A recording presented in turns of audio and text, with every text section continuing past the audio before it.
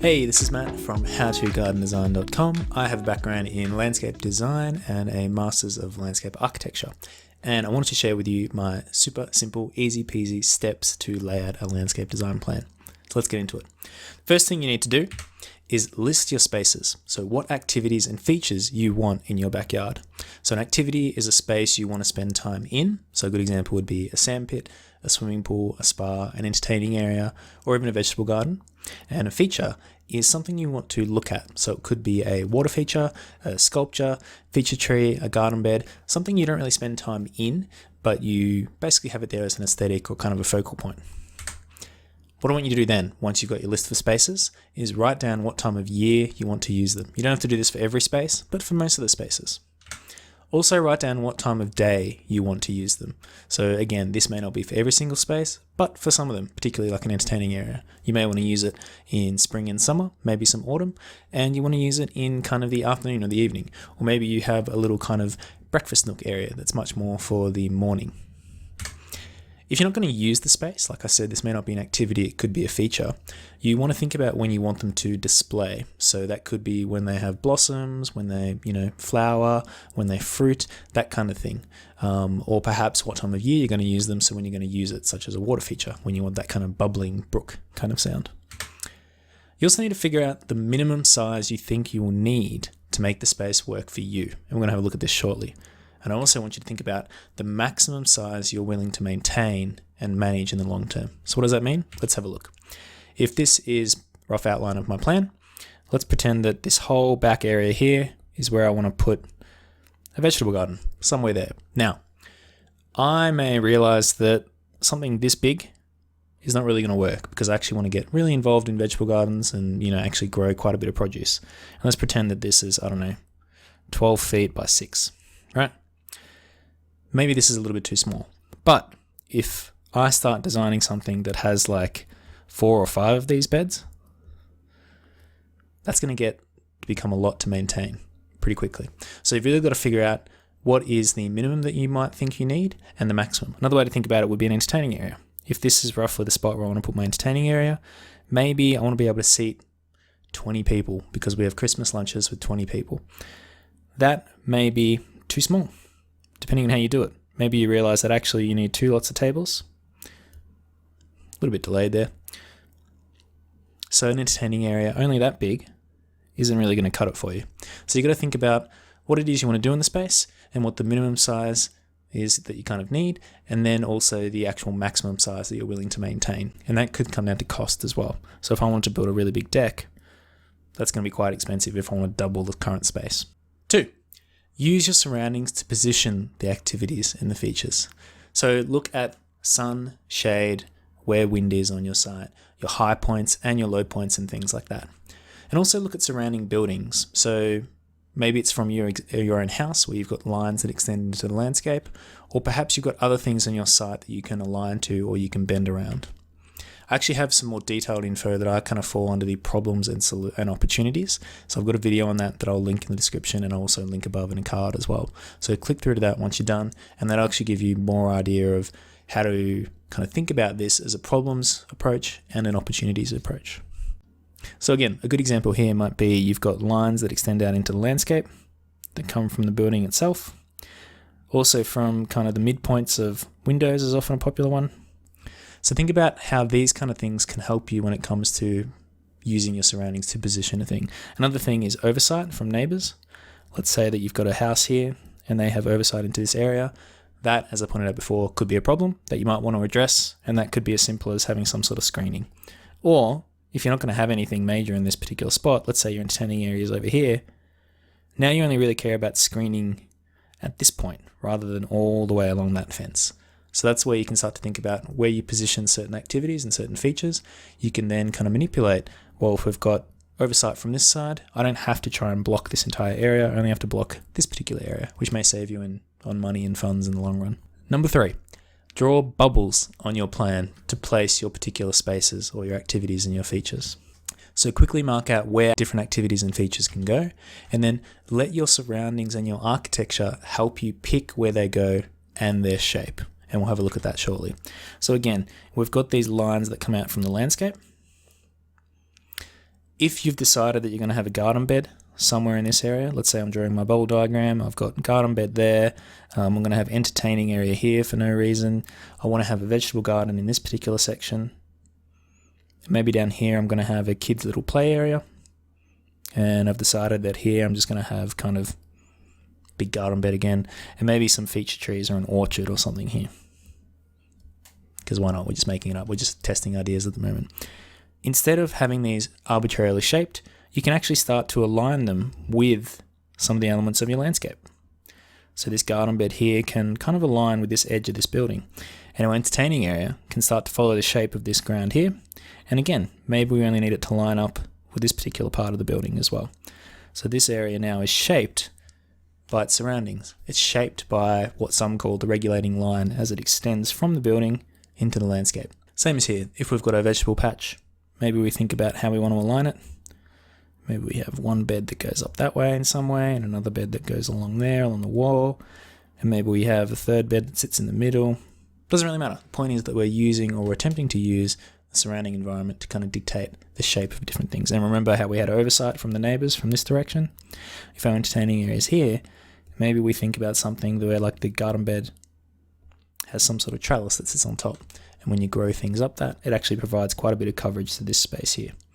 And maybe that's where you position your benches and your tables and your chairs and all those kind of things out of sight of the neighbours. So that kind of idea. Next thing we want to do is connect these areas with paths that suit your preferred style. So again, I've talked previously about the idea of art or drawing here. Instead of actually using the landscape to position, many people just set up a plan and then they just draw shapes and then call it a design. Now, I think that's not the right approach. I think what I've shown you here in terms of using your surroundings to position a space is the correct way to start, and then you can start to introduce some of this art and drawing aspect into it. So in this case, you don't have to worry as much about your surroundings when you're connecting spaces because we've already used our surroundings to position them in the first place. So again, if we've got our vegetable garden thing here that we've just drawn up, maybe we'll give it that little internal garden bed as well. Maybe with a bench seat at the back, because why not? And maybe we've got our entertaining area here. Let's make it that wide. Then you got like another garden bed that will sit in this particular area. Kids kind of sandpit, playground. Maybe there's a cubby house here with a slide. This is actually partly true, by the way, which is quite funny. And then we've got garden bed at the back here, and we're going to have some orchard trees here. Just something nice. How do we get down there? Well, maybe we have some steps that go at a weird angle. And then the idea is that we're kind of going from here. I'm just making this up, obviously. From the house, we're going down and then we're wandering through. You can see in this instance, I'm connecting spaces. I'm not really taking into account, I suppose you would say surroundings necessarily. So maybe here we just simply keep it fairly straightforward, rudimentary, don't really think about it. Same thing here. Maybe we have a little area there that you can get some steps down, and maybe we can just go around that way.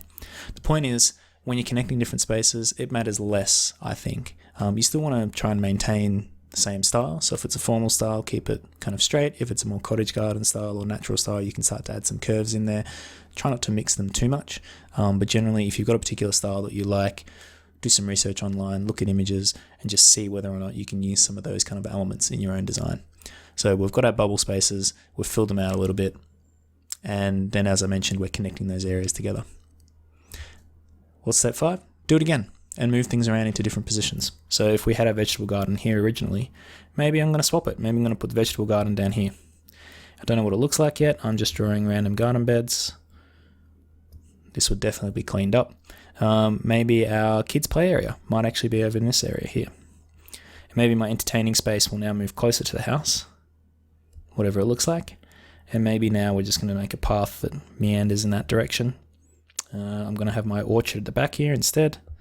And this whole bottom section is going to be more of a kind of growing space, I think, rather than what it was. Maybe we have a nice garden bed that kind of goes in this particular direction.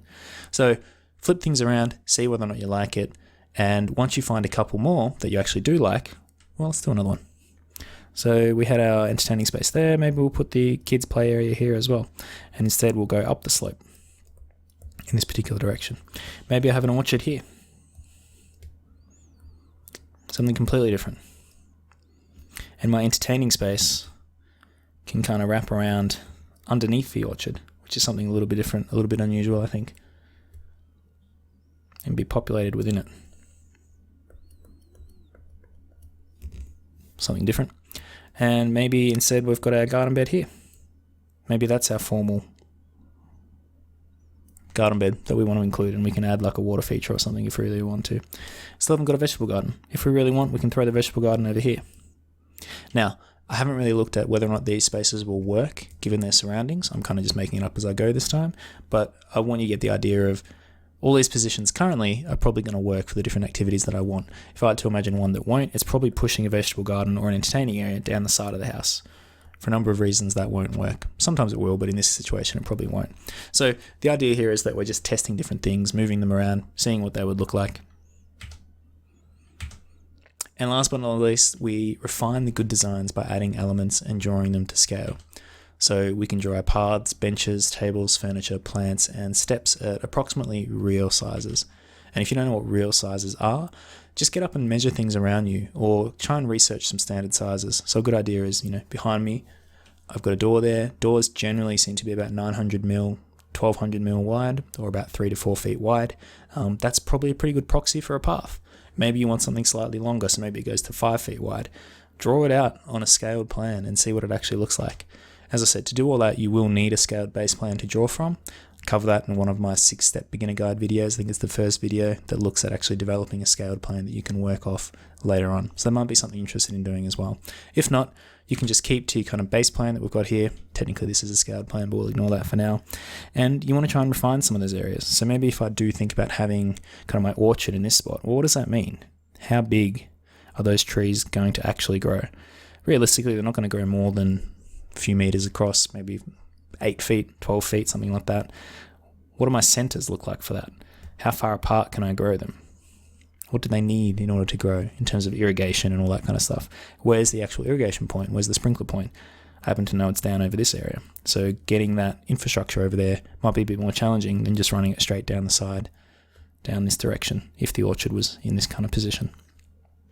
So these are the kind of things we can think about when it comes to refining the design. Again, if I wanted to have my entertaining area here, or roughly in this position, what does that look like? What kind of material would I want to use as the ground? Would it be paving? Would it be timber? Would it be a combination? Would it be something a little bit easier, kind of gravel, or those kind of pea surface or whatever it is? You get the idea. There's different things we can look at, but the idea is that you want to try and draw it more to scale, and you want to try and refine some of those areas. So when you actually think about, all right, well, maybe now I have a footpath that again is going to be about 3 to 4 feet long, or wide, I should say. And then we travel that way, and then I want to roughly line it up there, and then I want to do that, and then this is mostly going to be some form of vegetable garden, except this little bit here because I need access down the side. And then maybe I have some steps that go down from this decking area that's a bit higher. Nothing too crazy, just sketching some stuff out, but I'm trying to do it a little bit more to scale. Usually I would use a scale ruler and on a piece of paper because it's a bit easier than what I'm doing now on a computer, but you get the idea. And that's really it. They're the 6 steps I would recommend. So list your spaces, your activities and your features that you want to include, and think more about the actual time of day and the time of year you want to use them. Those are some of the criteria you can develop to actually help you where you want to position them. Then you can use your surroundings to position them. So if you have an entertaining area that you want to use in summer in the afternoon, don't put it in an area or behind your building or behind some other area that's going to be in shade in the dark at that time of year. So it does require you to look at your garden and say, all right, well, in summer, these particular areas of my yard get sun. Those areas will be a decent spot to actually include where I want my garden to go or where I want my entertaining area to go. That's the kind of thing we want to think about. We want to think about when you want to use them, minimum sizes, maximum sizes, how big or small you want something to be, what you can get away with. Again, that could be based on price, that could be based on how much time, energy, and effort you're going to put into maintaining those kind of areas, and then think about where they're actually going to work for you. So once you've done that, start drawing your bubbles out. So let's say, okay, this area is going to be an orchard area. Maybe I want my vegetable garden over here somewhere. Maybe I want my entertaining area that kind of abuts the orchard. Or what about a children's play space? Maybe that goes over here. But actually, maybe that's better off in this particular area. But I know I can't put the children's play space over here because there's too much oversight from neighbours, for example. Or maybe the entertaining area can't go in this particular location because it's too dark during the afternoons when I want to use it. That's how you can start to think about how these different surroundings can influence where you position spaces. And then you're drawing bubbles just to really quickly explore that kind of option and show the areas where they won't work and where they will. And then you can connect these areas. Again, I recommend you can kind of do whatever you want. If you want to stay formal, keep things relatively straight. If you don't mind doing something a bit more natural, then you can start throwing some curves in there. And to me, this is where it's okay to start incorporating that kind of art drawing component and approach, where you care less about making sure things are dictated by the surroundings and you can get a bit more realistic and freestyle with it. Lastly, do it again.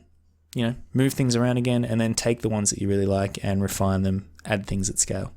So I hope you found that useful. Let me know in the comments below whether you'd like to see more of this kind of stuff. And I think next we're going to explore some real designs and go through them. So thank you very much.